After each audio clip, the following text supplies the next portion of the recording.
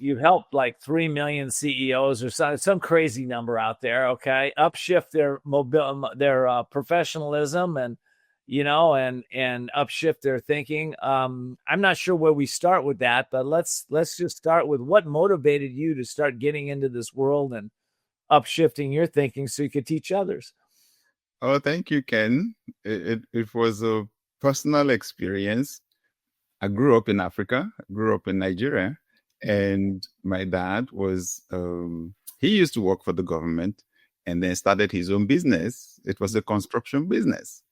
And I literally grew up on construction sites, right? So I then went to college to study civil engineering.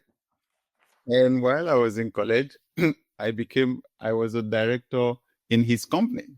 So it's like, I wasn't going to work for anybody. I had my work waiting for me in my dad's construction company. However, the business went down before I was through college.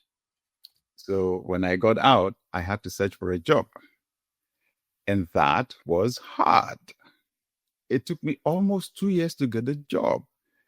And during that period, our family went through an experience we had never been through before. I mean, when you would wake up and there was absolutely nothing to eat in the house, my dad could not pay rent. In fact, there was a time he was taken to court by the landlord, and I went with him to court because he couldn't pay rent, right? So things were really, really difficult. And here was I, fresh graduate from college, with my future ahead of me, and everything looked bleak. And I became desperate, desperate. I was trying so many things, applying to so many places. And I began to ask myself,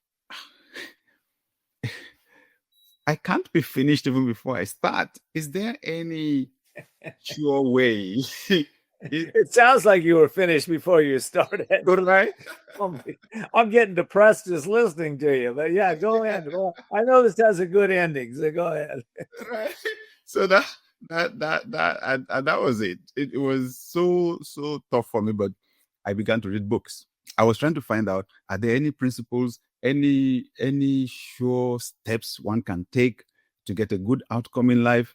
And that was when I read Tough Times Never Last, but Tough People Do by Robert Schuller.